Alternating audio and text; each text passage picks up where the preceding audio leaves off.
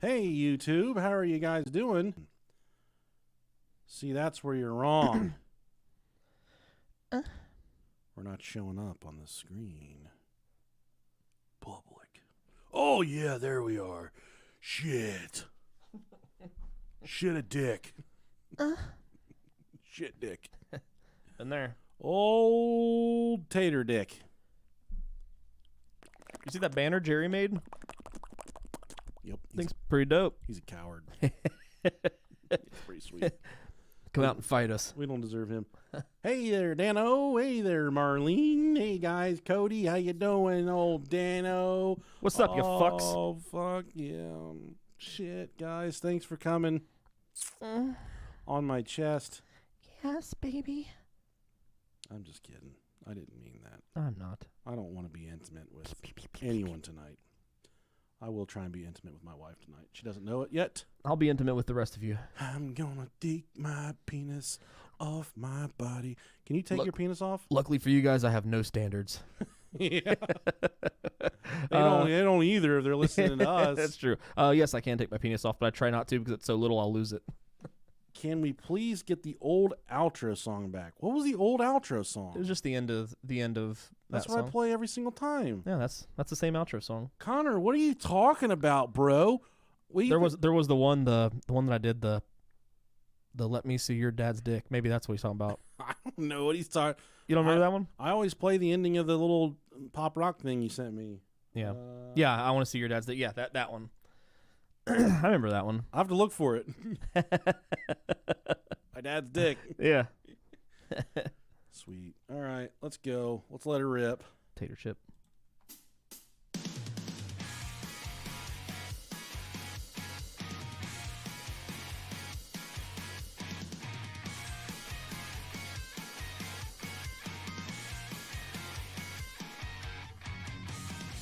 Hey, the best podcast in the world, or I'll eat your soul. Love it. Hey, guys, it's the Brohio podcast. This is the creme de la creme spot. You know me. I'm the delicious Nicolicious. And I'm the second creamiest one. I'm Rob Dog. Hey, guys. I was just telling Rob, I said, buddy, listen to me for a second. It's been a shitty bang bang day. It sucked. I'm glad you're here with me. I just needed to sit down and do this stupid show. Yeah, we tried yesterday, but I'm glad today worked out even better, so I'm glad we did. I came home from work and I'm already feeling like, you know when you're like on the precipice of being sick and you can feel it? Yeah. I felt it when I got home, just kind of like that little burning in your nose and you're just tired. And then my daughter, she farted whenever I was trying to take a nap, and she's loud cheek clapper, dude. Just hell yeah. Speaking of farts, I want to say thank you to our new Patreon subscribers. How about Summer Gardner? Summer Gardner, thanks for being here, girl, boy, girl. Thanks for being here. Shayla Wolf. Thank you, Sheila. You know, I don't want to skip past what I think Summer might be a prostitute. I think she was one of those people that was involved in something, and she's trying to get her story across. Okay. So she's trying to join us via Patreon to link up so she can tell her story Okay. about street walking. Okay. Could be a different Summer, I'm thinking. And with the name Summer and then Gardner, I mean, it's... If she's related to Summer Sanders, I used to have a big crush on her. Oh, dude, I had the biggest little kid boner ever for her. I would lay face down on the carpet, and I would watch Figure It Out, and I would dry hump the carpet. Just get rug burn on your And dick. my mom would be like, "What are you doing, wrestling?" I'm like, "Yeah, I'm wrestling. I'm wrestling Summer Sanders." Making the carpet crusty. And old Sheila Dickwolf. Thank you. How about Tiffany Husky? That's one of the jeans I wore when I was a kid. Between the my favorite jeans, the Huskies. I remember my mom would we would go to Kids R Us, not Toys R Us, but Kids R Us. They had a giant Game Boy machine in the middle of their store, Yeah. the Dayton Mall. You remember that? Yeah, I remember that. We would go in there, and she'd be like, "I got to take you to the Husky section." I'm like, "Fuck yeah, puppies, dogs! We're going to look at the puppies." And then I'd look up, and there's like these fat model kids up on the fat mannequins, and little porky kids up on the wall. And I said, Oh, this is because I'm fat. You all of a sudden the connection clicks. Husky means fat. Husky doesn't mean the talking dog. Yeah. It's something else. That's a bummer. Next we got, coincidentally, I get this one. Rob has puffy nipples. Basel. Yeah. What do you think of that, Rob? Fucking suck on these nipples, you little bitch.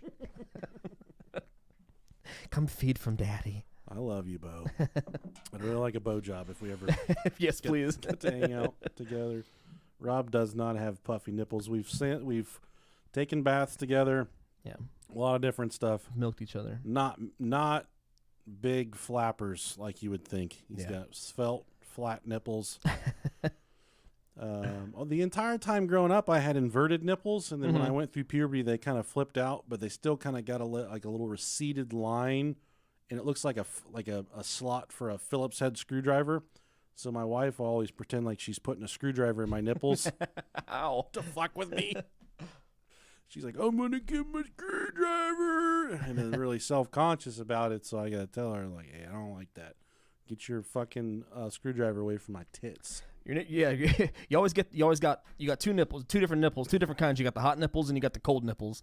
They always look a little bit different depending on whether they're hot or cold. Dude, I fucking hate having my nipples touched. I'm not fucking. It is miserable. It is pure fear to have my nipples touched when I'm not enjoying love with my wife. If she just walks up and grabs my nipples, I like freeze. I have this irrational fear. It's your dead switch. You're just like, I have this irrational fear of my nipples being like bit off or chopped oh off. man, yeah, that would suck. I remember when I was growing up, my cousin was helping me work on my car, and he had these big fucking gauge nipple rings. Oh god. And he leaned into the hood of my car, and his nipple ring made contact with the battery on the car, and it arced to his No his fucking tit, way. and it blew his fucking nipple off, dude. Oh no. It blew the ring out of the nipple, and it just looked like hamburger meat hanging there. And from that point on, I was like, I just don't like my nipples being messed with. Really weird stuff. God rest his soul, man. But Al Boone, man, one of my. I knew a couple girls growing up that they had their nip naps pierced and they ended up rejecting and split them in half. Oh my god! Yeah. Turn you into a fucking sideshow. I mean, it fused back together, but still. How about Perky Penis Peyton? We got lucky you. Old Triple P, old PPP. Yeah, you know me, Perky Penis Peyton. Thanks for being here. Thank you. Next, Another porno name. this sounds like a fucking regal name. Graydon Courtwood for your pleasure. Sire, I believe there's someone here to see you. Who is it? Sounds like it could be like a butler. It's Mr. Graydon Courtwood from down in the Shire. Let him in. It definitely is a Hobbit name, right? Just comes in with like 6 loaves of bread, hairy ass feet. How about Jose Puega? Puega. That's my favorite spaghetti sauce, dude. Old Puega. Put that on some spaghetti noodles. Love it. Tear it up, little Parmesan cheese. The kids had spaghetti for dinner, and I was telling you, man, I kind of just out of patience for the day, just fucking mad and pissed off. And I'm watching the 5-year-old put grated Parmesan cheese on her spaghetti. Yeah. And I'm like, all right, that's enough. And she's like, all right. And she just fucking launches it up in the air, just like poof, like a puff of fucking Parmesan cheese up in the air, and it all goes in the other kid's hair. Oh my Sophie. So then her hair's fucking covered in this powdered Parmesan cheese. Oh, that sucks. And then Emily, the oldest, is like, oh my God, that's disgusting. You got cheese in your hair. And then she's like, I don't want cheese in my hair. What? And then they just started fucking fighting. They've been fighting the entire night, but I'm laughing because she's got Parmesan cheese in her hair. And my wife's like, why aren't you parenting them? And I'm like, because they got cheese in their hair. I got to enjoy the finer moments, or you'll never succeed as a parent. How about the article for this week? Yeah. This comes from the AP News. Woman charged, accused of freeing swarm of bees on deputies. Damn it.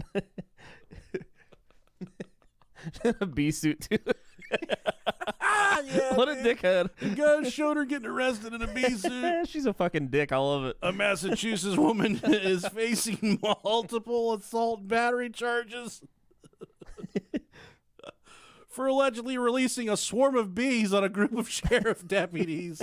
Some of them allergic to bee stings. Damn it. They tried to serve an eviction notice. Rory Woods, 55 years old, pleaded not guilty at her arraignment on October 12th in Springfield District Court and was released without bail. Her lawyer did not immediately respond to a voicemail left by the Associated Press. The Hampden County Sheriff's Department deputies went to a home in Longmeadow on the morning of October 12th and were met by protesters, according to the official department report. Woods, who lives in Hadley, soon arrived in an SUV towing a trailer carrying beehives. Fuck. She started oh shit. She started shaking the hives, broke the cover off of one, causing hundreds of bees to swarm out and initially sting one deputy, according to the report. Woods, who put on a beekeeper suit to protect herself, was eventually handcuffed, but not before several more Sheriff's Department employees were stung, including 3 who were allergic to bees. That could be attempted murder. When Woods was told that several officers were allergic to bees, she said, "Oh, you're allergic? Good." Not giving a fuck. I love it. If you're ever being attacked by a swarm like that, the best thing you can do is just be yourself. You get it? I get it. Hampden County Sheriff Nick Coochie. What the fuck? What fucking planet was this on? The sheriff's name's Coochie. Good for him. Said Woods could have faced more serious charges if anything worse had happened to those stung. We had one staff member go to the hospital, and luckily he was all right, Coochie said. Gotta love Coochie. She said, "Oh, buzz, motherfucker." Good. I'm glad you're allergic. Dude, I've heard people shooting at the cops, and I've heard people fighting with the cops. Man. But I've never been heard. That's a calculated attack right there. Fucking had a bee suit on. She rolled up and Like, they ain't getting me. She got a bee trailer. Just imagine being like a 46-year-old deputy and just been allergic to bees your whole life. And then some bitch rolls up in a Volkswagen towing a trailer full of bees. Oh, man. And she pops the cork on that thing. Dude, I'd be so salty. I'd be terrified. The best part was she was wearing a bee suit. No, she had already had it on. Buzz, motherfucker. Get the fuck out of here. All right. How about this one? Well, I can tell you this real quick. We're ready to start the episode. Hell yeah. After a quick break from a few of our sponsors. Okay, we're back. You don't watch the show, but Yellowstone came back on Sunday night. Really good television show. Yeah, I need to watch it. I'm planning on it sometime. The beginning of the new season wasn't that good.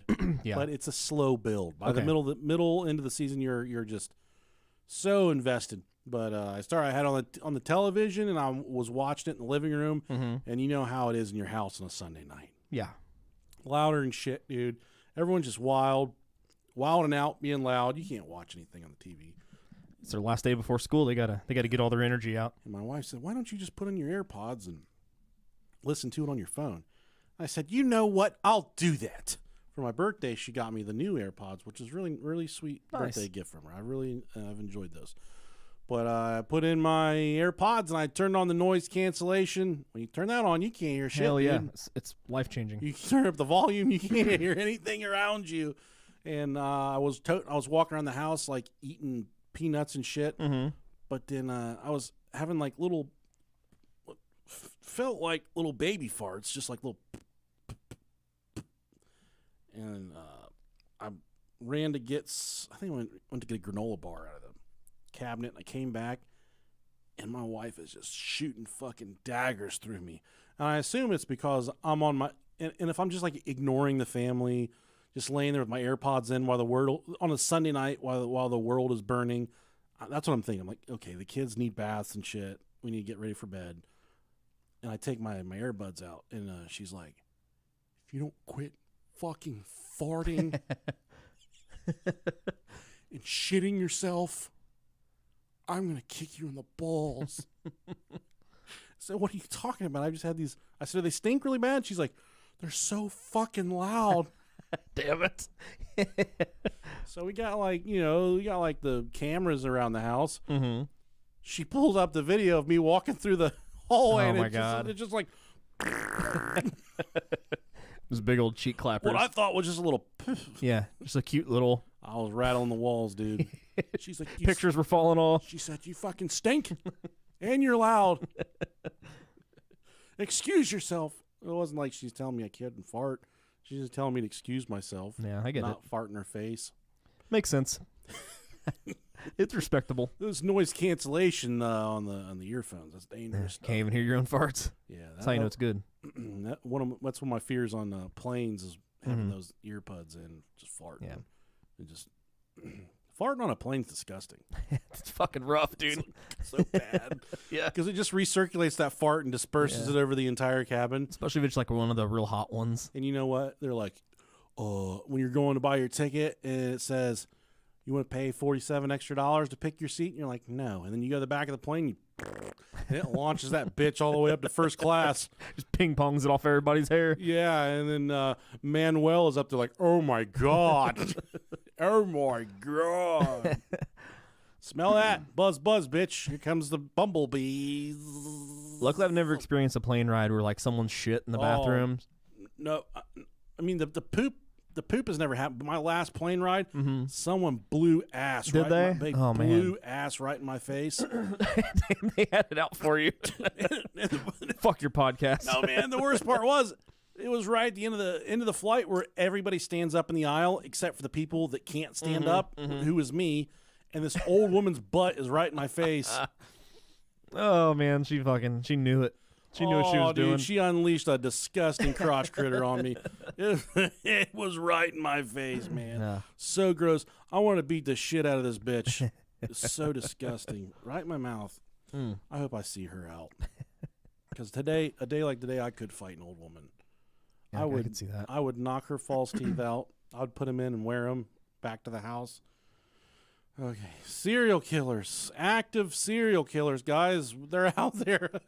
That's scary. Yeah, it is. I did a lot of research on this. I feel good about this episode, and it kind of goes along with you got that subscription service Netflix. I've heard of it. Okay. Yeah. Serial killers they've been romanticized over the past few years with the with the crescendo occurring recently with the Netflix Dahmer series. Yep. Have you watched that? Yeah. It's okay. Yeah.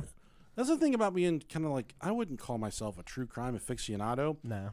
But we kind of immerse ourselves in this universe. So then someone will be like, "Did you know he drilled a hole in someone's head and put water in there and try to turn them into a sex slave?" Because people are just trying to start conversations with me. I'll say, "Yeah, I knew that."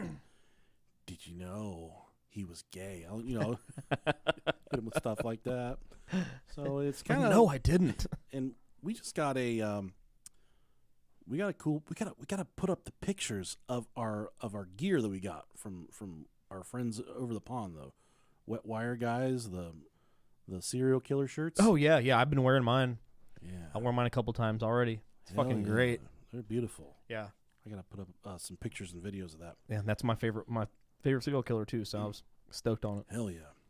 And it's cool to like this stuff, but goddamn it, you got to take a step back for a second. That's what I was talking to this friend of my wife's, who's a really big lame. I love her to death, but she just likes to suck the fun out of every conversation. Yeah, I know a couple of those. And she said, "You got to think about the people that are still alive, living with this shit. While we romanticize serial killers and everyone's kind of obsessed with what they are, who they are, what they do." You gotta take a step back for a second and say, okay, Dahmer's cool. That guy, the actor that portrayed Jeffrey Dahmer, Evan Peters, yeah, he did a really good job. He did. And the crazy thing about by the end of that, I kind of liked Jeffrey Dahmer by the end of it. Did you kind of get that vibe also? I get it. Yeah, you kind of reform it. It's the same thing with like fucking Heisenberg. You know, I mean, like they're bad guys. But you kind of root for him. He was so awkward and funny that just him being on the screen, I would laugh. Yeah. Just, all those awkward scenes where he's got the guy in his bedroom. And he's. I just want to take some pictures. I just want to take some pictures. And all those awkward transactions, I'm watching those. I'm just laughing because I think stuff like that's funny. You know how often I got horny watching that? A lot. Oh, if I know you. Awkward boners so much, man. It's if I fucking know rough. you and I know goo. Yeah, I know what's going on. But you can hop on to Etsy or eBay, and just on Etsy alone, when you type in serial killer memorabilia, there's around 23,000 search results just on Etsy alone. And that kind of goes along with what I was saying, where we kind of just romanticize all this shit with serial killers. I don't know what's so fucking cool about them. They kill people while it's kind of edgy to like them. I don't know. It interests me. Mm-hmm. It does interest me. So I shouldn't say this like, oh, people that like serial killers are just bad. 'Cause that's not the case. It's an interesting topic to talk about. Much like what is it? Crime scene photos. Yeah, yeah. I like those. Those are fun. I do like those too. I Yeah. like to see dead bodies and shit. It's just fun because I mean, like, while you're alive, the biggest thing. I mean, besides like the one thing that's always in the back of everybody's mind that everybody worries about is fucking dying. Mm-hmm. You know what I mean? So to kind of get a glimpse into that and to see, what happens if someone does this to you? What happens if someone does this to you? What do you look like when you're fucking dead? Like it's kind of cool to see that, and it's like I think everybody has that little morbid curiosity about them. Yeah, it's really morbid, but I'm not throwing stones at the glass house. Sure. On this one. Yeah. I get it. I do get it. That you can, but then the result, like these coffee mugs and shit, and why you would ever want or need a Jeffrey Dahmer coffee mug? Jeffrey Dahmer ate my ass. Yeah, I eat dick. Why do you need a Dahmer coffee mug? And one of the most popular shirts I saw in there was one of the ones that says Geen and Gacy and Bundy and Dahmer and Ramirez and Berkowitz. Yeah, I've seen that shirt before. That was a really popular one on there. Yeah. So I get it. It's kind of like all the rage right now. But these John Wayne Gacy, David Berkowitz, Jeffrey Dahmer, these guys have committed their crimes. They've been prosecuted. They've been arrested. They've been executed. But what about the guys? What about the guys that are still doing their thing out there right now as we speak? That's what this episode's about. It's about the active serial killers. And sometimes I don't know if I 1,000,000% have you figured out. I can almost have you pegged as a serial killer. I could be. Is that true? Maybe.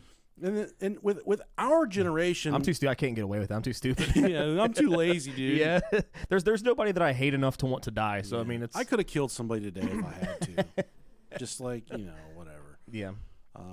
But with our generation specifically, it started with Dexter. That was kind of what opened up. Loved Dexter. Opened up that can of worms for everyone about our age, this generation. Mm-hmm.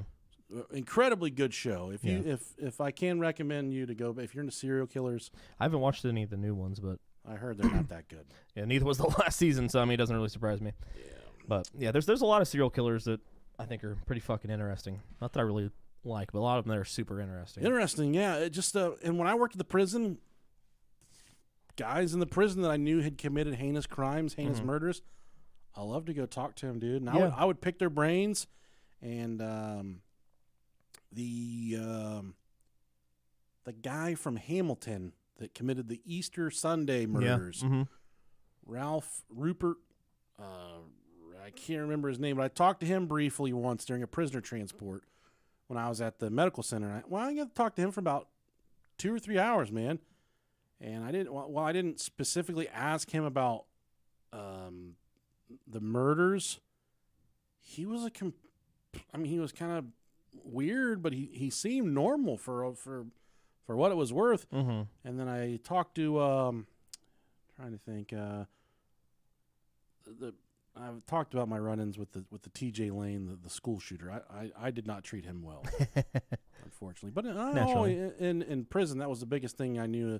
You got back what you put in. So if you gave the guys respect, the inmates would take care of you. So, but then the guys that just want to be complete fucking shitheads, I would go piss in their hooch or like go fart in their pillowcase. I would fuck, yeah. Yeah. And we've had people email us over the years like, "Oh, I'm turning you into the fucking whatever." Oh yeah, the inmate rights groups, blah blah blah.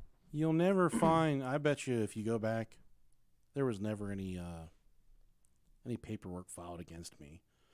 I was pretty cool to everybody, but the guys were shitheads. They got it from me, dude, and because they were trying to make my life hard, so I would make their life hard. Yeah. But the guys were just straight shooters, no matter what they were in there for. And the child molesters, I gave them a hard time. They would do like Dungeons and Dragons, and I'd fucking rake their shit off the table. They deserve that, though. Kids can't defend themselves. Yeah. There's a the little gray line is stretched very fucking thin when those people are when you're messing with them people. Well, I digress here. I checked a lot of these psychology websites about serial killers, about the macabre, how everyone's kind of just increasingly more obsessed with murders and serial killers.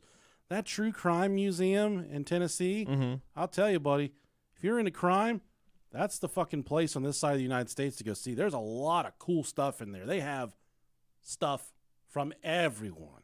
They have stuff from every crime scene. I'm talking Billy the Kid all the way up to fucking Tiger King. They have stuff from... Hell yeah. And You haven't been there. it is quite possibly the best experience in Pigeon Forge for someone just to walk through. Sure. The Titanic Museum is pretty cool as done well. that. Yeah, did that. But that Excuse me. Alcatraz East True Crime Museum, Yeah. oh man, it's immersive. It's pretty cool. And I'm friends with Joe Maldonado on Facebook. He just got transferred to finally a new Tiger King, as we were talking about. Yeah. But he gets a new boyfriend every week. And Are you trying to be that next boyfriend? I think I could be. Yeah, we should try. If we sent him a love letter, Uh-huh. I think we could probably get him to want to fuck us. Okay. If we just say, well, we'd have to spray it with cologne and shit. Okay. But if we sent him a Just real, fart in an envelope for him. Let him know what he's getting into. we'll both eat a king size onion ring from Burger King, Oh man. and then we'll fart in a manila envelope, a real thick, fucking beefy envelope that can hold all of it. Blow it up like a balloon, like a fucking dude. happy birthday balloon, Yeah, we could do and that. send it to him, and he would just open that envelope and come instantly. Sniff with care. Open slowly with a deep breath. I opened my fucking mouth and farted at me. Where the fuck this come from? Podcast. It's a podcast. Yeah, so I checked out these psychology websites. It says our fascination with serial killers is part of a broader tendency that humans have to be intrigued by dangerous situations. Makes sense. Which is true, like that McNamee Manor, where you pay these people to torture your ass to like fart in your mouth and beat you over the head with a fucking ball bat. That McCamey, yeah. Yeah, whatever. McCamey. Yeah, they have their own TikTok, and they have all these people who put out their like after videos or whatever that they repost, and they're sitting there with fucking like paint and glitter all over their face, and they're like, they treated us real nice. we had a real good time. It was really good. Really good. Everybody should do it. And you can tell they fucking hate themselves for doing it. And oh, dude, that fucking. Have you ever read that waiver? Yeah, I have. Man. Holy shit, that's crazy. They can do whatever they want to you. Literally, they can do whatever they want. It's horrifying. Yeah, they simulate drowning. Like they'll like waterboard you. Dude, I used to want to do daredevilish stuff, Right. but the older I get and the fatter I get, I'm just like, I'm cool right here on the ground. I don't need to be tortured. Yeah. I don't need to be beat up. I don't need to put myself in a predicament where I can get hurt. There is a common theme of the people that I've seen that have posted those videos, like the people that come out, they all have like just that look about them. Like people that you like, they look like they were probably juggalos. they all look like trailer park people. What is a juggalo? I don't know. Not that that's anything. Not that that's wrong, but I mean I feel like you have to be kind of depraved to Cut differently, dude. Yeah. They can like fucking choke you and shit. Like, have you seen that guy? Hot, have you seen that guy?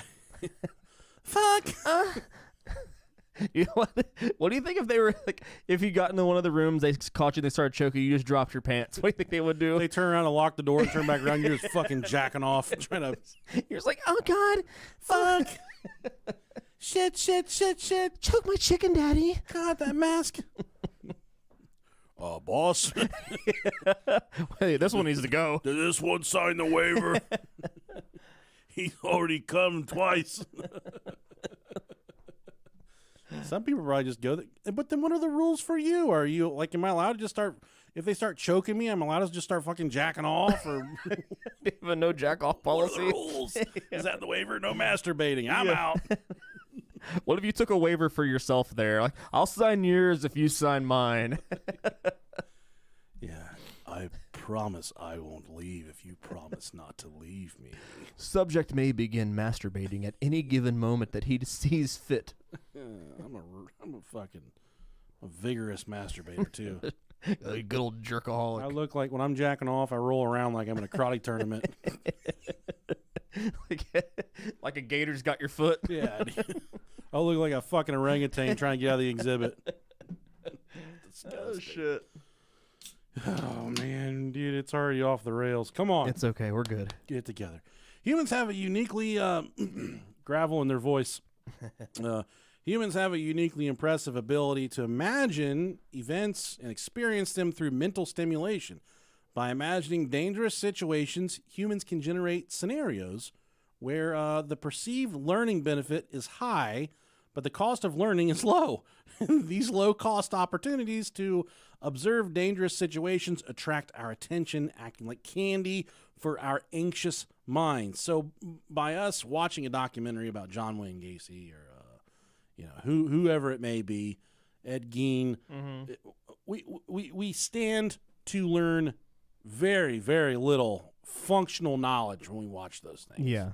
In a casual conversation, if you met somebody at the B&V and like, hey, how about that rain out there? And you're like, Ed Gein had a couch made of fucking dicks. Or whatever you say, I don't know. There's very little functional knowledge that you learn from watching that. But god damn it, was it stimulating? That's exactly what it is. It's like getting a fucking Tootsie Roll. It's like a little piece of candy. It's so overly stimulating to watch at the time, but you're not really gaining. You're not learning algebra or something like that. The cost benefit shift is learning about dangerous situation lies at the core of our morbid curiosity, our love of violent thrillers, and our fascination with serial killers. We thirst for knowledge about the killer. Why does he behave as he does? How does he act around others when he isn't hunting? What are his motivations for selecting his victims? Perhaps most importantly, what are the signs that someone might be a killer? Questions like these intrigue us because they strike at something deep in our animal nature. The need to avoid predation. Is that right? Predation? Okay, yeah. Yeah. Our questions are not so different from the zebras. We just have a clever way of investigating them thanks to our powerful imagination. If you know something about the motivations and behaviors of serial killers, you're in a better position to identify them and avoid them. We're voracious consumers of thrillers, horror, and true crime precisely because these genres provide a safe way to learn about threats. We face no danger of being preyed upon by the serial killer in a true crime podcast, but we do stand to learn something about him.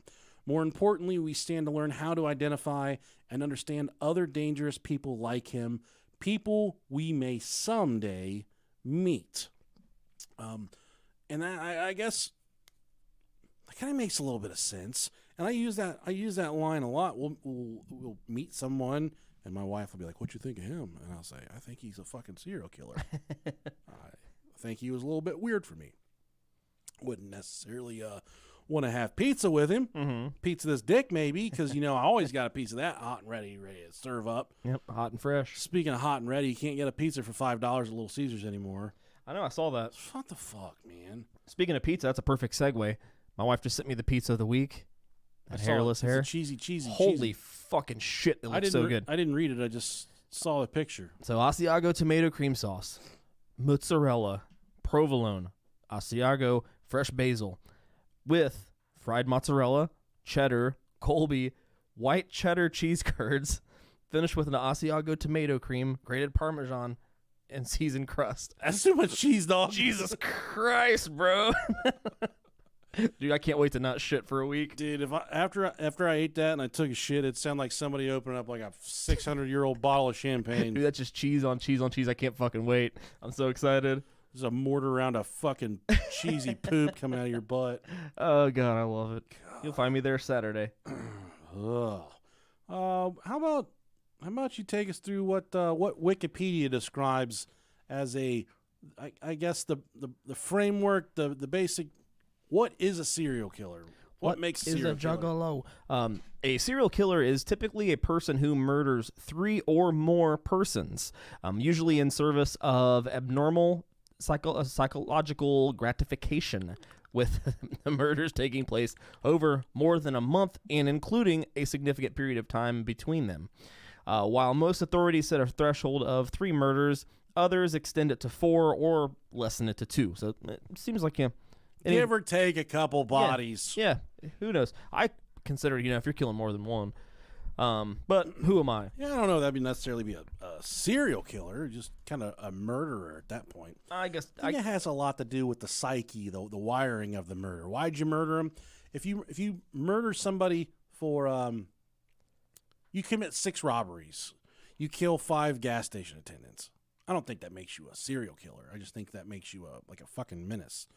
But if you kill someone and like jack off on their dead corpse, and you kill another person and jack off on their dead corpse, which I'm not saying that's a bad thing. I'm not trying to alienate anyone from listening to this podcast. Sure, but I think that makes you a serial killer at that point. Kind of like there's like a morbid gratification thing behind it. I get that. Yeah. If Joe goes down to the 7-Eleven and blows the person's head off, it doesn't necessarily mean he wanted to do that. I think it also depends on the kills themselves. So, like, I would say if I was at my house and I fucking killed my wife and a kid, wouldn't technically consider myself a serial killer. But if I killed one person at one place, drove somewhere, killed another person, then I would consider that more of a serial killer behavior. So if I'm just driving around whacking off, not whacking off, but whacking homeless people. What are you doing? I'm whacking off. Whacking off a homeless person. Check it off. You know what I mean. Yeah. Let's see here. There we go. Psychological gratification is the usual motive for serial killing, and many serial killings involve sexual contact with the victim. Fuck. Oh, it's getting fucking hot. The FBI states that the motives of serial killers can include anger, thrill-seeking, financial gain, and attention-seeking, and killings may be executed as such. The victims may have something in common. For example, demographic profile, appearance, gender, or race. Often the FBI will focus on a particular pattern serial killers follow. Based on this pattern, they will give key clues into finding the killer along with their motives. Although serial killer is a distinct classification that differs from that of a mass murderer, spree killer, or contract killer, there exist conceptual overlaps between them. Some debate exists on the specific criteria for each category, especially with regards to the distinction between spree killers and serial killers. I'm a serial killer. Frosted Flakes, Fruity Pebbles, Yep. Honey Nut Cheerios. Yep. I fuck with it. What? What?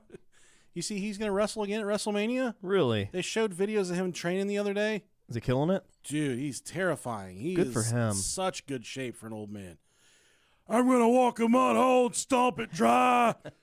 I'm ready for some more Stone Cold Steve Austin. Yeah, man. One of the best promo givers. He's definitely a him and The Rock, man. Yeah, they were cut above. You can't beat those promos. Did you ever try the Frosted Flakes and peanut butter like I asked you to? I haven't. No. There's still time, Robert. I gotta get. You gotta get there. Still time to turn from your disgusting ways.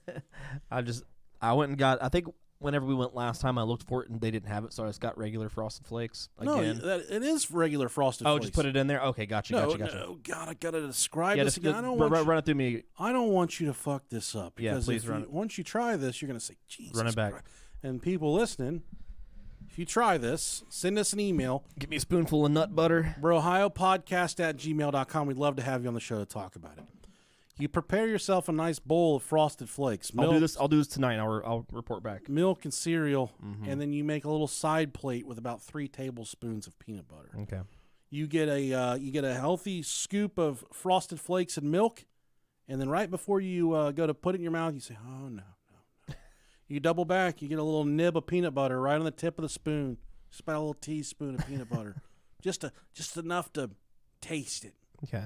You kind of adjust the taste from there, and then you just into the gullet the peanut butter, the Frosted Flakes, and the milk.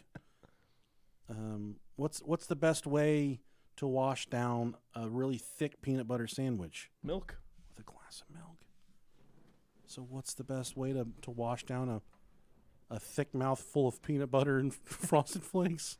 Cum. With cum. With our dad's cum. With milk. Yeah. But you guys got to try it. I'm telling you. And don't be trying it with, if you come at me and say, I tried it with cornflakes and I didn't like it. Well, fucking cornflakes should be outlawed in America. Yeah. There's not enough sugar on those. You go to Great Britain, they don't even put sugar on stuff. Why do their fucking teeth look like that if they don't have sugar on anything? I always wonder that myself. Is it from the tea? I think it's just from eating each other out. They don't know how to do it. Just like they chew on bricks. Bash their faces against each other's privates. Yeah. So I like to eat out. Speaking of eat out, I've got a really good German pal at work. They chew on the Buckingham Palace gates. Like the egg.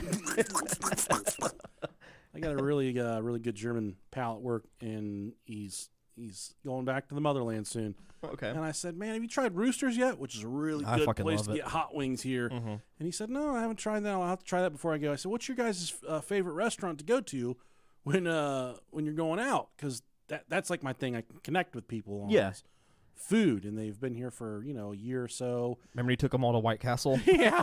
Blew all their asses he's out. He's one of them. He's probably so wary of you. Like, oh, my God, I can't. He said, where would you like to go for lunch? I said, we're going to White Castle. I about killed this poor fucking guy.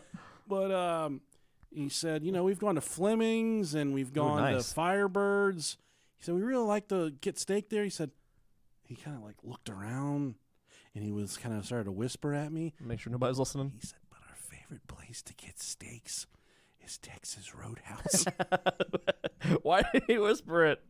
Because he didn't want everybody to think he's a hillbilly. Oh, okay, gotcha. There's nothing wrong with Texas Roadhouse. Our favorite place to get steaks is Texas Roadhouse. I get it. I like Outback too, though. And then I blew up the spot. I said, how about them fucking rolls, right? I got excited. Rolls are good. The butter sets it off. Yeah, man. All of it together, it's perfect. But yeah. Texas Roadhouse is the shit. I like it, yeah. When I leave up out of there, I'm a tortured soul, buddy. I'm hurting. Mm-hmm. It does not feel good to leave out of there. I love food. I love food, too. But anywho, Roosters. Yeah. Yeah, I got to get him there. You haven't got him there yet? Okay. I got to take him. Yeah, for sure. Now, the FBI claims that at any given time, this second right now, there is between, and this number, through my research, up and down all over the place, but a general consensus, 20 to 50 active serial killers at any given time. Damn. Yeah. I read some statistics. There's a Project Murder something, and they have some statistics. Some of these outlets claim that we got around 300 serial killers operating in America right now. Damn. That's a lot. And I there was some other staggering, I can't remember, I wrote it in the research, so I'll just say it right now. I think I do have it later in the research, so I'll wait till then. Okay. But let's talk about our first active serial killer. Let's do it. This is the Denver prostitute killer. Oh, God. Is ain't nothing gets my fucking dick harder than a nasty prostitute. Don't kill me, Daddy, please. I don't know if I've ever met a prostitute. Yeah, I have. I definitely have. Once, she tried to give me an ice cream sandwich. Fuck. She knew your MO, man. Oh, no, hell no, I know how to get this baby boy. It was working in Columbus. I was doing night work, and I was coming home, and I needed gas. And Yeah. I got off the highway in Columbus. God, I can't remember the road. Really bad area, but I didn't know it. I pulled up. I'm like, oh, fuck, dude. But I was on fumes. I needed gas. Oh, shit. So I hop out of the car, and I'm pumping my gas. I got both my windows down, but I'm pumping my gas, and I hear, hey, baby. And I look around. I don't see anybody. And I turn back around, keep pumping my gas, and I hear it again. Hey, baby. And I look down again. There's this His voice had some hair on it. there's this black lady sitting in the passenger seat of my car. What? Yeah. She got in there without making a fucking noise. Holy shit. And I was like, can I help you? She's like, you trying to get some of this ice cream sandwich? She had like an ice cream sandwich, just fucking like one of them fat boys, dude. One of them big boys. One of them big ones. That's almost worth it, man. Dude, she had no teeth. She had ice cream all over the front of her face. And I was like, so fucking I good. said, no, please get out of my car. She's like, baby, I know you trying to get some of this ice cream sandwich. She was nasty. Oh, dude, And that's finally I said, fucking great. get the fuck out of my car right now before I call the cops. She's like, damn, baby, you ain't got to be like that. I'm trying not to be, you're trying to be, I got the gift of the Lord out here trying to pray for big button. She was, and then she walked she walked like 50 feet away. And I'm just finishing up my pump, and I'm like, what the fuck was that about? And then she came all the way back to the car, and at this point, I'm ready to just punch her. Like, I'm just going to hit her. And she said, she said, you trying to give me a cigarette? And I said, no, bitch. I don't smoke. Please go. And she said, can I get a ride? And I said, no, please get away from my car. This is my last time I'm going to ask you, or I'm calling the police. And then she's like, God damn, motherfucker. And she took the ice cream sandwich and she fucking slammed it on the ground. And I said, I could probably go get that if I needed to. Like, bitch, I would have eaten that. Yeah, but yeah, that was definitely a prostitute. Nasty. Oh, man, that's hilarious. So then the whole way home, I'm thinking, my wife's going to smell this fucking bitch in my car. Like, the car stunk after she got out of it. Mm-hmm. It smelled like hot cum and like burnt. It smelled like unwashed ass. Yeah. It was disgusting. Just person stink. It stunk, dude. But yeah, I did not get any of that ice cream. She said, you trying to get some of this ice cream sandwich? Fucking shit's running down the front of her face. She's doing that chewer. Like when she chews, the bottom lip sucks in. She's fucking gumming it. I was like, oh, Lord. Like, I'm so fucking hot right now. And I said, that was a nappy-headed hoe right there is what that was. God damn it. The Denver prostitute killer. What a moniker. That's good. That's good. I'd be scared of him, but I'm not scared of their football team. The Broncos fucking suck dick this year. The Denver prostitute killer is the name given to an unknown serial killer liable for the killing of at least 17 women and girls in Denver between 1975 and 1995 until 2008. Each of these crimes was deemed to have been perpetrated by different people. Damn, there's a lot of serial killers that kill prostitutes. I know. There's just kind of, you know. Because what are they going to do? Go to the cops when they were working the streets? I mean, that's. And I thought about killing that lady that was in my car. I said, who's going to miss an ice cream sandwich? Is anyone really going to be missing this lady? Who's going to miss this ice cream sandwich lady? This bitch got in my car. This was not the first time she'd done that night, I can tell. For sure. Definitely. Probably her 12th or 13th ice cream sandwich. Oh, man. Yeah, they're just lost souls, man. But some of them aren't. Some of them are just caught up in a bad situation. I get it. Yeah. The killer's victims were all young females aged 15 to 25. Oh, God. Who were beaten and strangled to death. Most of the women found were hitchhikers who frequented bars or fast food locations, and a large majority were found to be prostitutes. Ain't nothing sweeter than the girl you pick up in the Rally's drive-thru, buddy. The murders I took... love rallies. Yeah, me too. Fuck, it's so good. The murders took place in a number of different locations around Denver, but the bodies were left along Interstate 70, mostly in humiliating positions. So I was trying to dig, find out about these humiliating positions, Yeah. and I couldn't really find much information about it. So if I ever die, just leave me in a humiliating position, whatever it is. Yeah, I wonder what that entails. I seen that Facebook video going around this week of the guy that gets ran over by a car and his pants get stuck in the back tire and the back tire rips his fucking jeans off. So he's just laying there in the hood with like 1,000 people around him. Is it like where the guy's doing donuts in the in a fucking field or something? Everybody's like gathered around, like circled around it. Yeah, the dude does a donut and runs him I over saw and that. rips his pants off. Yeah. And he's just laying there with his little baby dick, half dead in the middle of the road. There was someone who posted a video today in our secret group. Oh, okay. It was of this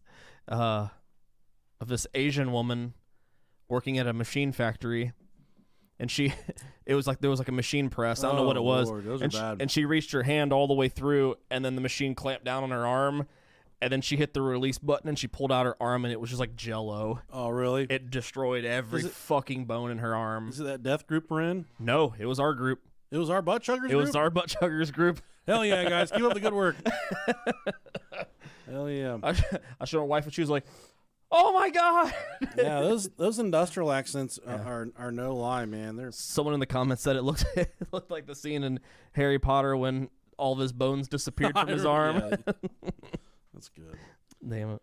Let's see. The murders took place in a number of different locations around Denver, but the bodies were left along I-70. The prostitute killer's identity is still unknown. Damn, I-70 goes that far? Is that our I-70? Holy fuck. You're a fucking idiot. It's called an interstate, dipshit. I figured it eventually ended. It does. I think it goes all the way to fucking Denver. Dude, we fucking ruin a road trip together. I love it, dude. And God, the prostitute killer's identity is still unknown, but the police have had a few leads. A local resident who was about 30 at the time of the killings and knew the neighborhood well was considered a suspect but never charged. In 2 instances, police found eyewitnesses who portrayed the offender as a middle-aged, here we go, Caucasian male. No, that's just race baiting right here. Even though these pieces of information may not seem like much, they could be key in finally bringing this killer to justice. One of the, This is a cool ass name. So they don't really call him the Denver prostitute killer. Wonder why. His most famous nickname is the Rocky Mountain Ripper. I think that's what your wife was calling you the other night when you were walking through your farting. Wait a second. Before you kill me, what's your name? I'm the Rocky Mountain Ripper. Oh, man. I'm the Rocky Mountain Ripper. How about the West Mesa Bone Collector? That's a Rob? fucking cool name right there. Tell 'em about That it, is a dude. cool ass name. Let's talk about this motherfucker. The West Mesa murders are a series of unsolved homicides that took place in Albuquerque, New Mexico. You call it a homicide? Yes. Okay. Between 2003 and 2009. There's a total of 11 women, most of them prostitutes, of course, streetwalkers, and one unborn baby. Ooh, that's fucking rough. Were killed, and their buried bodies were found in various states of decomposition in the desert area known as the West Mesa. Hey, this is America, baby. We kill unborn babies all the time around this motherfucker. No more we can't. Oh, yeah, we can't. Sure can't. Despite an intensive investigation, the killer's identity has still not been determined. However, there are some clues that have been left behind. For instance, police have found traces of DNA at some of the crime scenes. Now, but even with this clue, the killer has still not been caught. In 2010, a reward for up to 100,000 doll hairs was offered for evidence leading to the apprehension and sentencing of the person responsible. Before you kill me, what's your name? I'm the Rocky Mountain Ripper, and this is my buddy, the West Mesa Bone Collector. Dude, that's a fucking cool ass name, the Bone Collector. We're the Bone Thugs in Harmony. That's Cleveland, buddy. Okay. Man, like it. This is gonna sound really bad. No, it's fine. It's gonna sound really, If they're really still bad. with us after all these years. They're not going to be surprised. But I weirdly find it cool that these people are still at large, because like you think about it, and it's like you think like there's no way people like this can still like exist. Like you think like back in like the 60s and like before like the electronic age, like you would think that if you do anything like this, you're automatically going to get caught. Well, the other day, I saw and it's not cool for the victims, but I mean it's cool that people can fuck with law enforcement like this. Yeah, fuck them up. Fuck them. The other day I was thinking about like if I had to kill somebody, how would I do it? Yeah, and you gotta abandon technology for sure. Well, that's very important because I hate to tell you guys, even if you think they're not tracking you, they may not be actively tracking you. Yeah. But if they need to track you, they can. And even if you have your location services turned off, even if you have your GPS turned off, you're still triangulating with the towers. You're still using service. They can still see where you're sending text messages from. For fuck's sake, if you call 911 now, you don't even have to give them your address. I had to call 911 the other night. Here. I don't know if I told you this or not.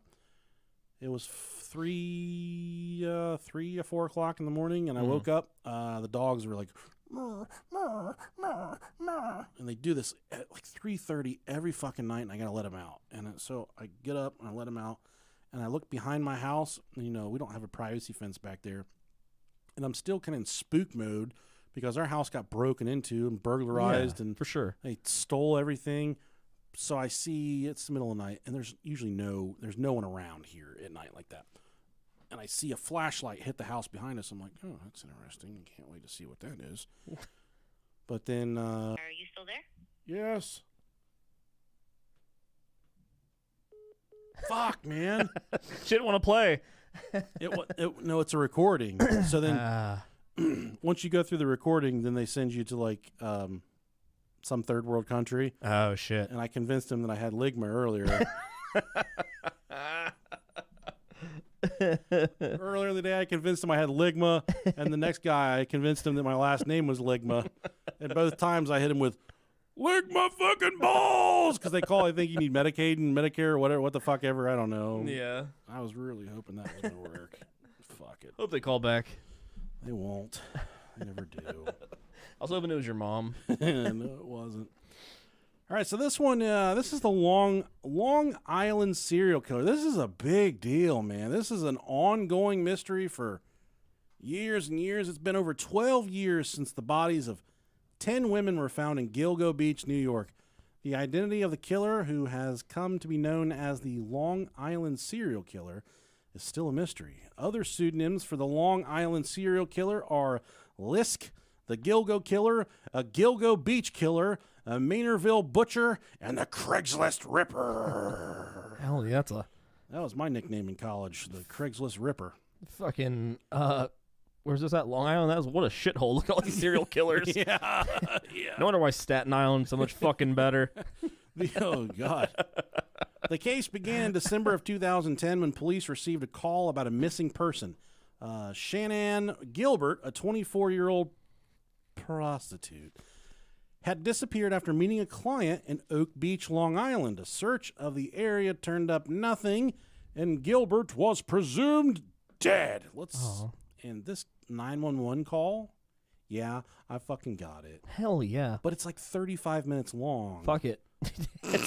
They have nothing else to do. Dude, no, just put it all on here. I'm not going to subject people to 35 minutes because this young lady is strung out on drugs. She's losing her mind. Party time. But she was murdered. She was murdered right after this 911 call. Let's see if we can get this going.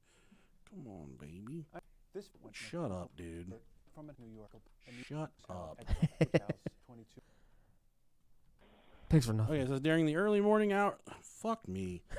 During the early morning hours of May 1st, 2010, Shanann Gilbert traveled to meet a client, Joseph Brewer at his home at 8 The Fairway in the Oak Beach Association. If you live on a fucking road called the Fairway, you're probably not friends with Rob Dog and I. Super Fry. All right. State Police, Super Fry. State Police. Yeah, there's somebody after me. I'm sorry? There's somebody after me. Where are you? There's somebody after me. Okay, where are you?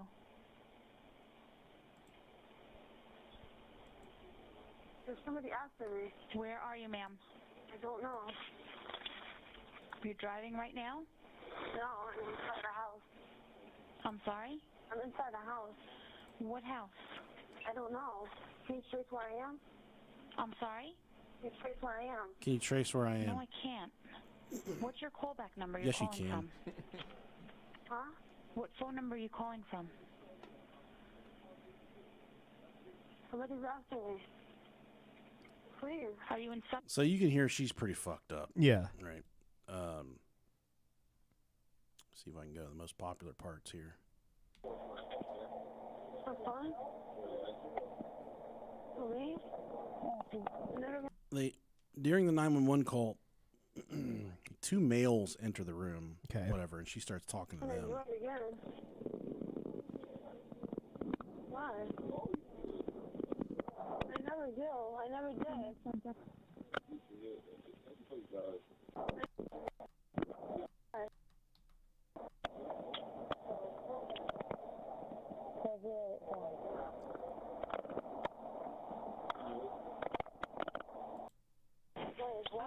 Well, we can give them. What's 573 93. No way. Oh, it does. It's got to be Suffolk, right? I feel really bad. It is 35 minutes and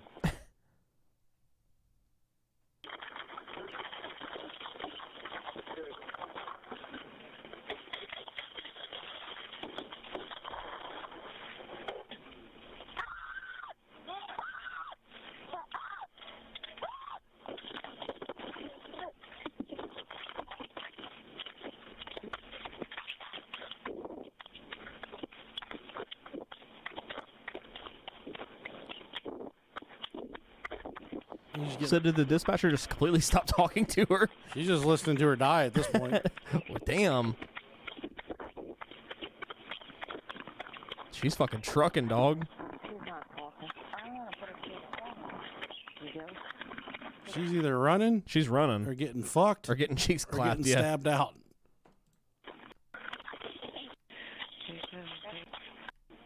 Shannon? Hello? Yeah, he's eventually kind of lose contact with her, and but she was one of the victims of this Damn. serial killer. Yeah, it's like I said, 35 minutes long. I wish I would have had a little more time to break it down a little better, but unfortunately, I didn't. The That scream though, that's definitely chilling. That's what it sounds like when someone gets fucking killed. Yeah. The case began December 2010 when police received the 911 call from Shanann Gilbert. Then police received another call about a missing person. This time it was Melissa Bartholomew, another 24-year-old prostitute who had gone missing in July of 2009. Bartholomew's body was found in a garbage bag near Gilgo Beach. Oh, God. As the police continued to search for more bodies, they found the remains of 8 more women, all of whom are prostitutes who had advertised their services online, mostly on Craigslist and Backpage. The bodies were found in various stages of decomposition, and it's believed that the killer dumped them at different times. The case remains unsolved. Damn. And the identity of the killer is still a mystery. However, there are a few theories about who may be responsible. Whoever is responsible for the murders, one thing is certain: the Long Island serial killer is in fact still at large. Oh. It's not funny, Rob. No, no. I wasn't trying to be funny. I was strictly trying to demonstrate that not only a woman can scream like that, that if any of you sick fuckers listen to this podcast, you know who you are. Ever try and kill me, I can shriek like that. I already know you got the pipes of a female. I've got the gag reflex of a dude. My gag reflex is awful. I mean, I'm telling you, I can only take a 3-inch dick. This is fucking embarrassing. I don't even want to tell this story. I've never tested mine, so I don't know. I've tried I've been really drunk before and know that I need to throw up, but I can't even put my hands in my throat because I'm just No, but stuff doesn't gross me out where I start dry heaving. Yeah, gagging. yeah. That's different. But if something goes in my mouth, Mm-hmm. I'm immediately just like, hit your little hangy ball. I start ferociously vomiting so badly when I brush my teeth in the mornings. You're not supposed to throat fuck your toothbrush. I'm not, dude. You're fucking giving that throat, dog. I have to ease into it. If I just go in hot, Fucking dick gets hard when you brush your teeth. yeah, sounds like a fucking gay orgy in the bathroom when I'm brushing my teeth.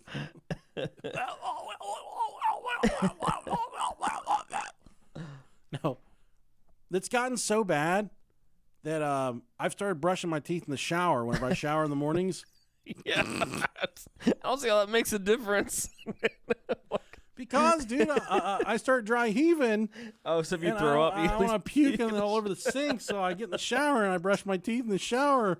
Because I kind of got a puke kink, so then if I can throw up on myself in the shower. How fucking hard are you brushing your teeth?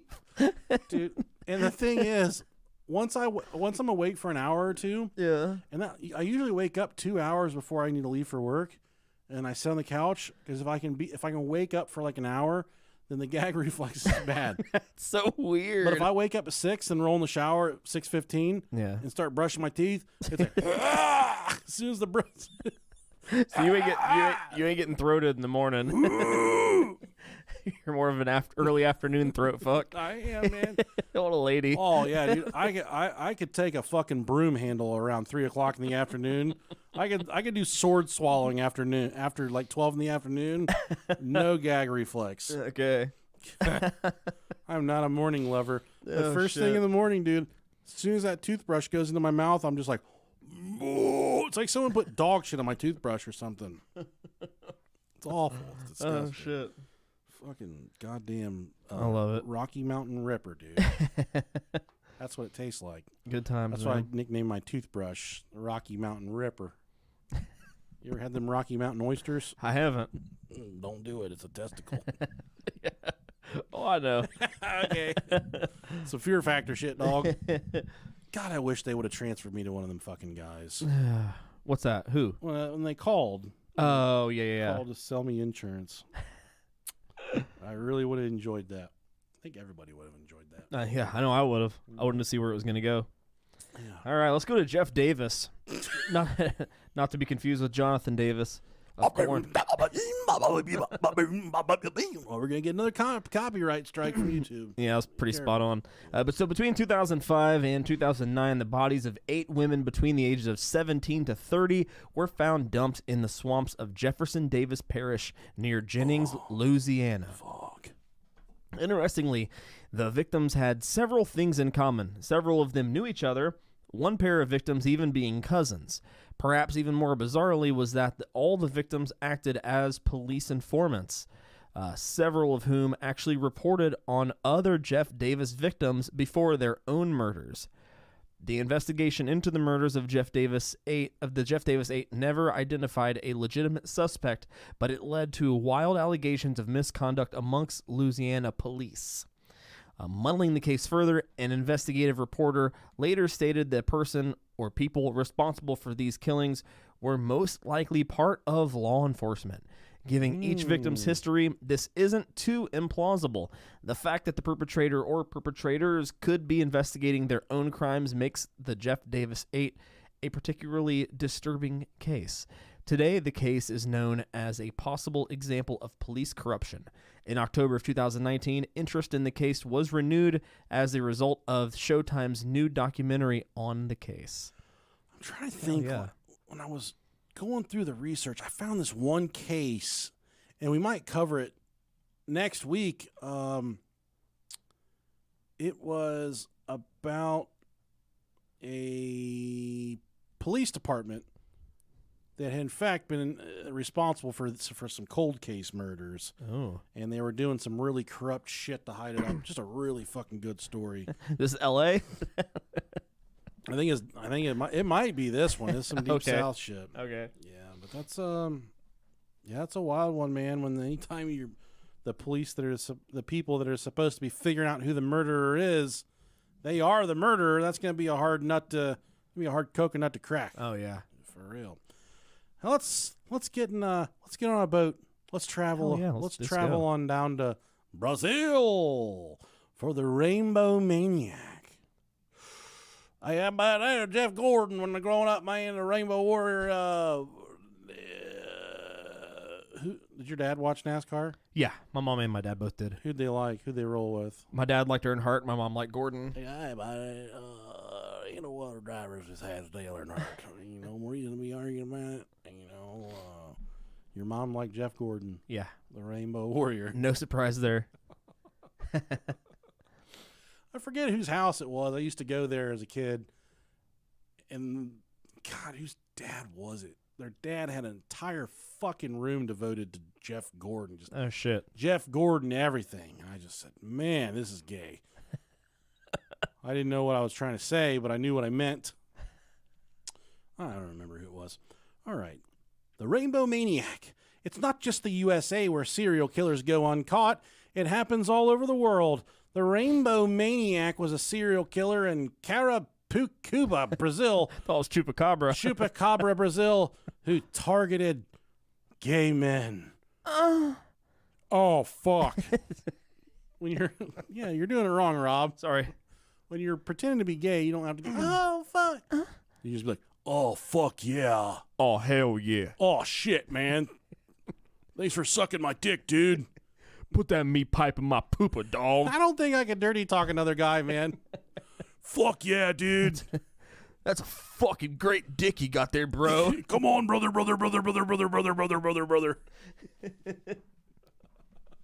I'm not even good at dirty talking my wife, dude. Yeah. She's like, tell me I'm fucking slut. Why would I do that? I think you're a sweetheart. You've been pretty faithful over the years. Oh shit. Tell me I have a fucking booger. Okay, you got a booger. Put one of them dirty fingers in my ass. Yeah. You want to smell me fart?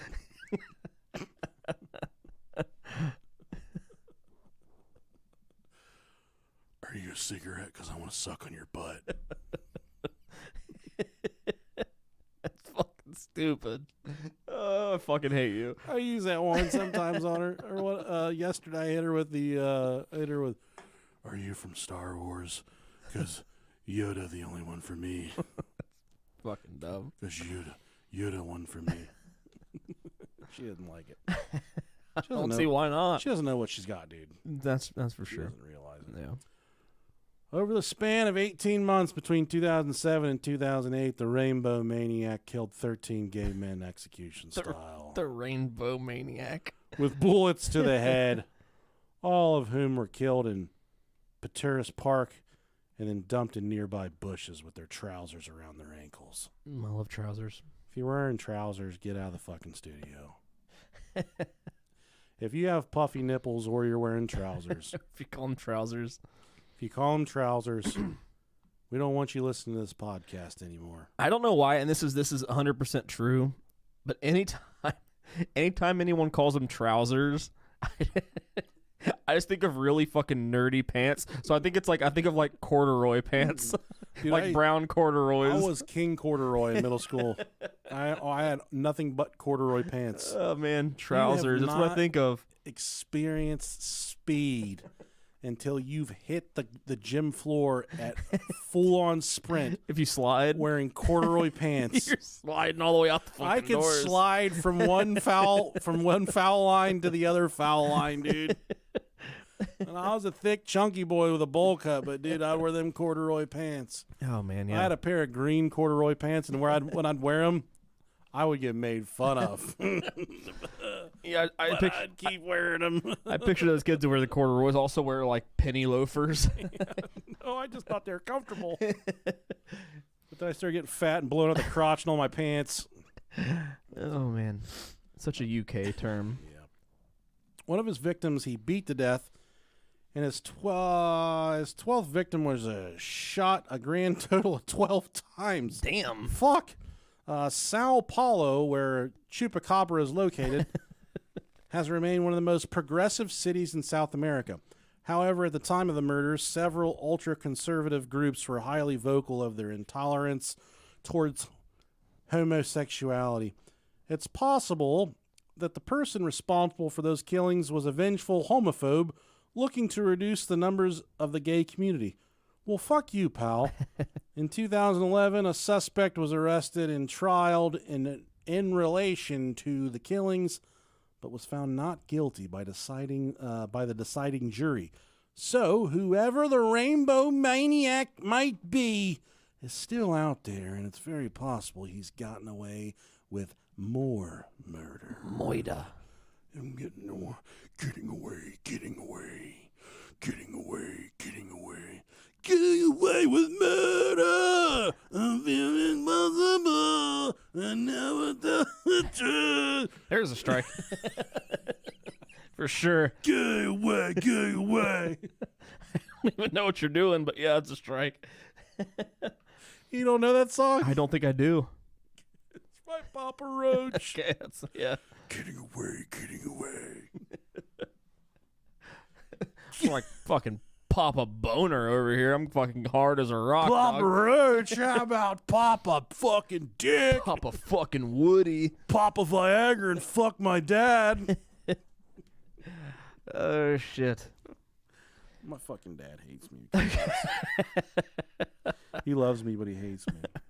Oh man. He wants to hit me one last time, Might as well. but he knows I'm too big. Can't be punching on me. Let's see here. What we got? I'm gonna fucking butcher this. The Ibadan Forest serial killers. I think it's pronounced Ibadan. Ibadan? Okay, that should be a fucking E and not an I. Ibadan. I don't know. I'll say Ibadan. Let's look it up. We've got. Yeah, we go. Yeah. Let's gaggle it. Gaggle. Put it in there. Let's gaggle on this cack. What we got? Ibadan. Ibadan. Ibadan. Ibadan. Okay. It's in Nigeria. In Nigeria, there is a place known as the Ibadan. Ibadan. There we go. The Ibadan Just Forest. call it Wakanda. The Ibadan Forest of Horror, or the Evil Forest. We love whores. Back in 2014, a curious motorcyclist made his way into the Saka Forest in Ibadan, Oyo State, Nigeria. And what he found was horrifying. He found a small colonized area of decrepit buildings, and inside there were over 20 rotten corpses and several human skulls. And severed. Severed. Oh shit, severed. That's even worse, not several. You almost had it. Yeah, and severed human skulls. Sorry, I can barely read. Don't say the R word. And most terrifyingly, 10 live people chained to slaughter benches. Holy fuck. Whoa, Oh, wowee. You reeled me in with the skulls. You kept me here with the fucking chained live people. Yeah, I like when the live people are chained up. Hell yeah, they can't go anywhere. Other buildings had piles of clothes, boots, and passports inside of them. Dude, that's scary. Hell yeah. Police have attempted to trace the owners of the passports, but have been unable to find them. Oh, no, they've been eaten dogs. Exactly who might be responsible for such horrors, not horrors, for such horrors is still unconfirmed, but the rumors state that the place may have been a den for religious zealots to indulge in ritual sacrifice and flesh eating. Why have flesh eating when you can do flesh fucking? Nigeria is a very religious country, and such cannibalistic acts have deep primal associations. Since the discovery of the forest, many Nigerians with missing relatives have flocked to the area to search for their loved ones. Oh, It's beautiful. it is. Let's see if we can get some copyright-free Nigerian music on YouTube. Copyright-free. It's gonna be steel drums. What will it be? Free, no copyright Afrobeat music. I feel like that's a racist term. Afro? Afrobeat. It's just a hairstyle. I don't know. Afrobeat. Oh, there we go. I fuck with this. Oh yeah, dude. This is why I want to go to Nigeria. this song exactly. Yeah. Just have a fucking coconut, drink out of it. You Hell do yeah. that? They probably don't do that in Nigeria, do they? I don't think so. I think they mostly like starve to death. Non-copyright Afrobeat sounds. Oh. He's fucking killed my buzz, man. This is me after one Bush Light. How about the Eastbound Strangler? Hell yeah. Fuck yeah, dude. That's what I do to my Eastbound down. dick, man. I beat that thing like it owes me money. You know, and if I've told this story once, I've told it a million times. When I was Gay. I think 11, 10 or 11, I went down to my brother's for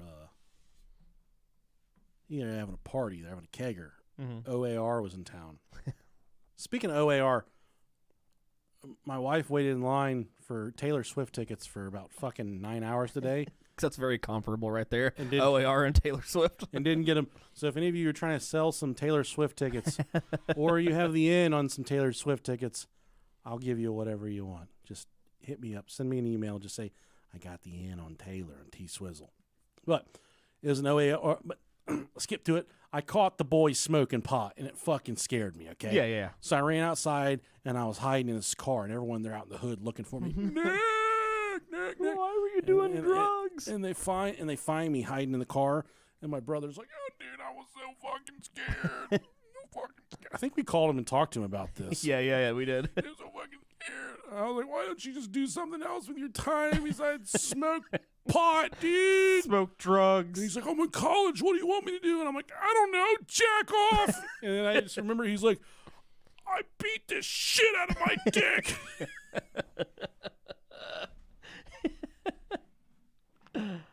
And I remember leaving there like, God, my brother jacks off a lot. He does drugs and beats his fucking meat off. God, dude, all he does is jack off and fucking smoke pot. He was crying and I was crying and he was like, Can't even finish. I beat the shit out of my dick. I just imagine him sitting there holding it and punching it with the other hand. He literally dude. punches it. I'm fucking thinking like doing judo on this motherfucker. Fucking BJJ. I beat the shit out of my dick. He's got a little gi tied onto his dick and he's choking it out. So then my mom and dad be like, I don't know what Jason's doing. I'd be like, I might want to call him before you just pop in. I know he's either doing one or two things. One of two things. I think he's off drugs now. He's just jacking off a lot. Eastbound Strangler. On November 20th, 2006, two women who were out for a walk made a grisly discovery. The bodies of 4 women had been nearly discarded behind the Golden Key Motel in a suburb outside of Atlantic City. Yeah, a bunch of rich white people there. The women were fully clothed except for their shoes and socks and had been positioned face down in a line behind the motel. Barbara Breedor, Jolly Pirate, Molly Jean Diltz, Kim Raffo, and Tracy Ann Roberts had all been strangled, earning their unidentified killer the nickname of the Eastbound Strangler. I can hear those names and I can just assume what they look like. Molly Jean Giant. just a bunch of cotton-haired old ladies. I think these 3 young these 3 young ladies. Let's Are see. they? It was the Atlantic City thing, and then one named Barbara. She's dead. She's dead now. She looks like a juggalette. Oh, yeah. She's a juggalette. Definitely does. Whatever happened had happened quickly. According to the Toronto Sun, Bredor had been missing for about a month before the Damn. bodies were discovered, while Raffo had been seen the day before she was found. Law enforcement said at the time there was definitely no shortage of suspects. One by one, however, they were cleared of the murders until ultimately there were no more. An appeal for information on the 4 murders was reissued in the last days of 2021 with Chief of County Investigations Bruce Shields. My name's Bruce. Fish are friends, not food. 15 years later, we have not made an arrest for these homicides, but we're always looking. We're always working and re-examining information about this case. We haven't stopped. We won't stop. $25,000 reward ain't shit, bitch. $25,000 reward had been issued for information leading the killer's arrest, which can be shared with any local law enforcement. Yeah, I don't know who it is. I'd really like to have that $25,000. I had to think about it for a second and see if it was someone I remembered. You can turn me in if you want, as long as you split it with me. Turn me in. Do you think it's me? Turn me on and turn me in, Daddy. Split that $25K with me, dog. Yeah, I'll split that shit. Fucking $12.50 each. Bada bing, bada boom. Realest guy in the room. How Boom, you boom. doing?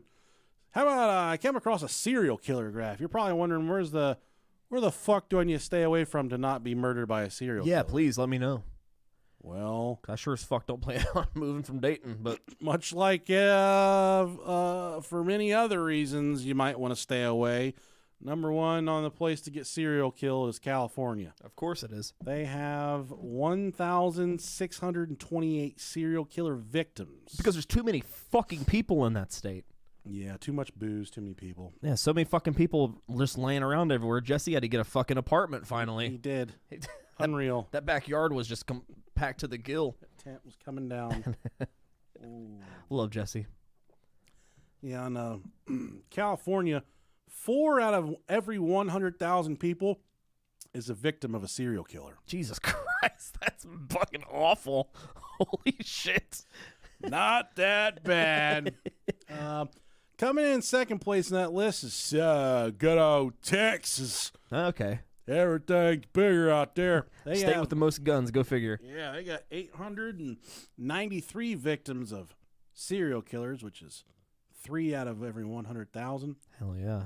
But number one list per capita, Alaska. Really? 7 out of every 100,000 people. Are there even 100,000 people in I Alaska? thought there was like 14 people in Alaska. 7 out of every 100,000 people in Alaska Damn. is, in fact, a victim of a serial killer. The most terrifying thing we can think we know about serial killers, but we don't know is this. Serial killers are usually not reclusive, weird loners. They're normal appearing people with jobs and families. That's the BTK killer. Mhm, yeah. Bind, torture, kill. Oh my God. The dude was a complete. So hot. He was ugly. So fucking sexy. He was fucking contributing to society. It's not like he was just like a bum, dude. Yeah. He was a contributing member of society, but he was just killing everybody. He just had that one little thing wrong with him. Yeah, they are normal appearing people with jobs and families. That's one of the reasons why police have such a hard time catching them, because they don't stand out. And statistically right now, Isn't like Bundy? Wasn't Bundy like yeah, man, contributing member and he's they're- really fucking smart? they all pretty much had jobs and just Yeah. that's so hard to, that's why but now the profile kind of fades in and out. It's a little different from killer to killer, but it's hard to get a thumb on these guys. Yeah. And a crazy statistic, I think this is just American based though. 50% of murders in this country do not result in an indictment. Damn. So you think That's about crazy. and think about this. You look at the I don't have it written down. How many missing people are there? And it only breaks it down by state. By state. According to NCIC, 521,000 people. Ugh. 500,000 people were reported missing in 2021 alone. I mean, let's be totally honest. We have enough people to spare. We do? You see which state was top? Wow. That's just convenient. Trying to get the fuck out of here. Has nothing to do with either of us. They're not. I bet you they're not. Number one, they're just showing that because, Google's always tracking my fucking location and my data and shit. Yeah. So, thanks, Elon. thanks a lot. Yeah, he took away their fucking lunch, and now they're all. I love it. The most missing people, California, 2,133. That's no surprise. Rhode Island, everybody's trying to stay there. They only got 20 missing people. There's only 14 people that live there. Well, it's Rhode Island. What the fuck else you gonna do? Yeah. Just sit your ass there. Yeah.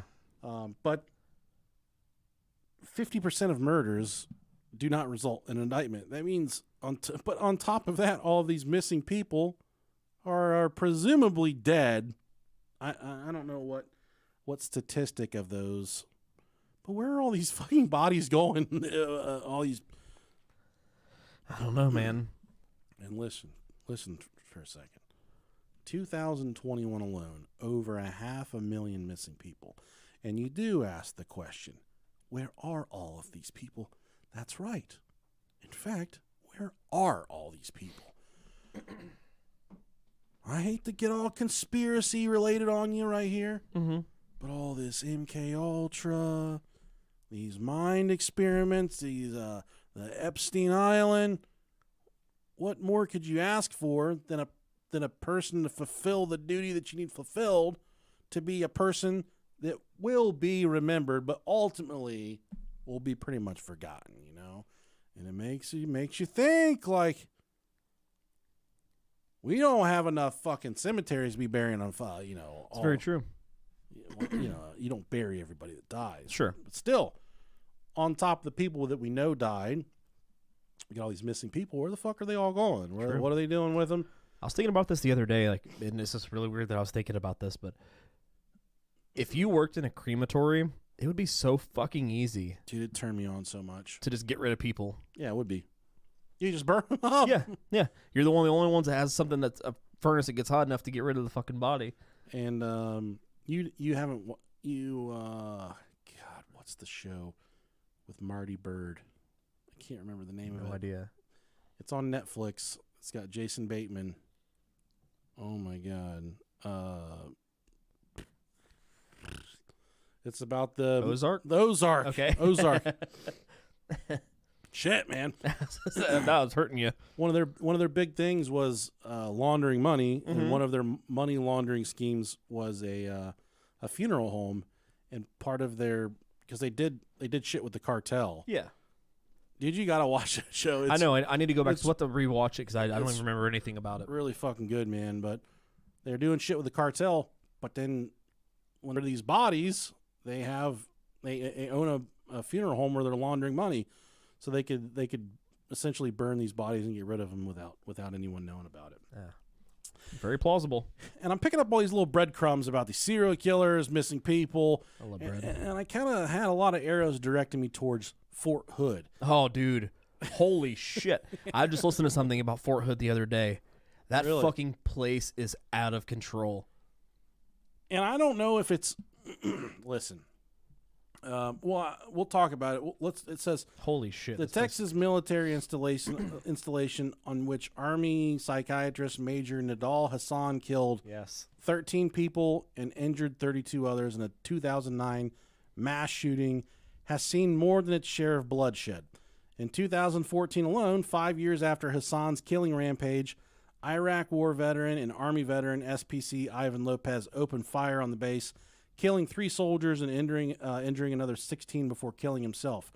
Hassan was convicted in 2013 of 13 counts of murder and 32 counts of attempted murder and sentenced to death. More recently, there was a spate of missing people and slain soldiers has plagued the base, where multiple investigations into the culture have been launched following allegations of rampant sexual harassment and abuse.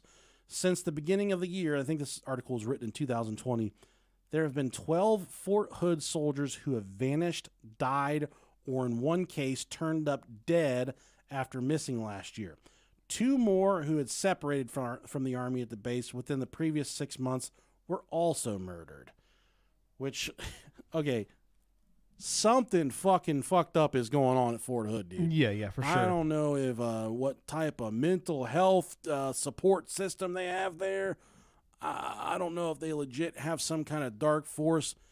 But then I stumbled across somebody, I didn't even really put in the research because I didn't put much credence towards it. It was someone from Reddit that was explaining how there was some kind of fucking portal there where some dark forces, dark energies coming through, and there's a lot of people that know about this portal, and they don't want to do anything about it, and they've actually started to, the government's known about this portal, and they've been doing work. Hell yeah. They've been doing work around this thing, and that's part of the experiments that they're conducting at Fort Hood is around this portal of darkness. Nice. But then you're like, we got a lot of people that listen to this show, and we can even be guarded skeptics at times. And you say there's nothing like that going on, but then you go back and you look at the fucking stats, dog. Just in 2020, there was 12 Fort Hood soldiers who were vanished or murdered. Yeah. There's been 2 mass shootings there, and that's not even. I don't even have in my research what's happened there between 2020 and 2022. Yeah, there's this case that I was literally just reading on, I think last week, and I can't fucking find what it is, but it was crazy. It was some crazy shit like that, and it was from Fort Hood. I think that the Fort Hood could honestly be a good episode for us because there's so much. There's a lot of fruit hanging from them trees. Yeah, dude, it's pretty wild. All right, 1 hour and 36 on an episode that I thought we would get 36 out of. I think it was only like 6 pages of research on this thing. We fucking filled it up, dog. Just like I do my trousers. I was trying to explain to somebody at work today how when I shit myself, I just leave my underwear on the counter. Yeah. My wife knows. I don't really do that. But we had to take my oldest son, or let me start that over. My wife took my oldest son to the hospital. I heard yesterday. about this. And yeah, he's had this stupid fever that's been going around and hasn't been feeling good. And they checked him for flu, checked him for strep, checked him for COVID, negative on all that stuff. Still feeling like shit. They checked him. This dude is backed the fuck up. Like he's backed up. So they prescribed him like 2 different types of laxatives, and he has to stay off school this week. How they know that he was backed up? They did some sort of they either did like an I don't know what you'd check to do, like a CAT scan or an MRI, whatever the fuck it would be. And Doesn't he take really big shits though? Yes, yeah, but he shits like once a week. Oh, so he's been like, we've had to do this before. Oh, really? Yeah, but so he took a bunch of it today, and hopefully within the next couple days. I told him today, I was like, he was laying in my bed, and I'm like, dude, if you think you have to fart, get to the bathroom. Do not fart. Clench your ass and run to the bathroom. Like, hobble your ass. I'll carry you if I have to.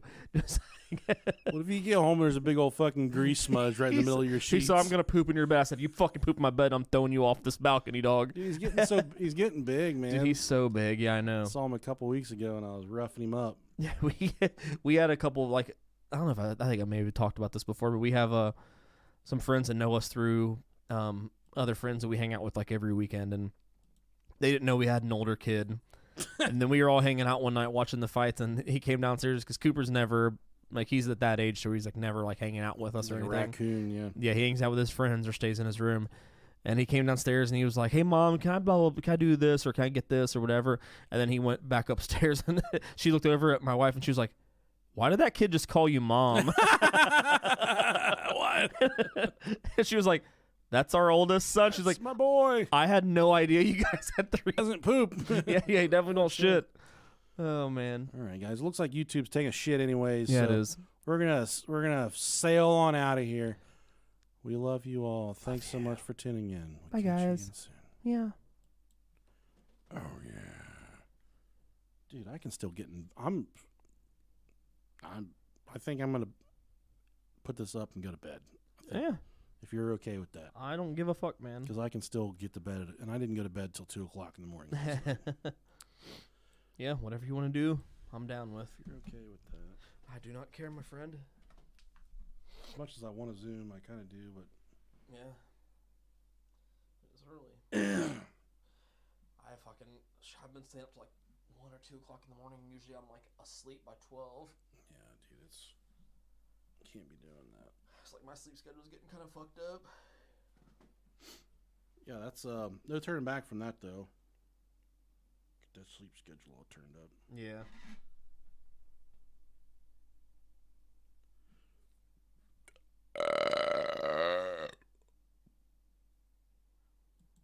Oh, I never stopped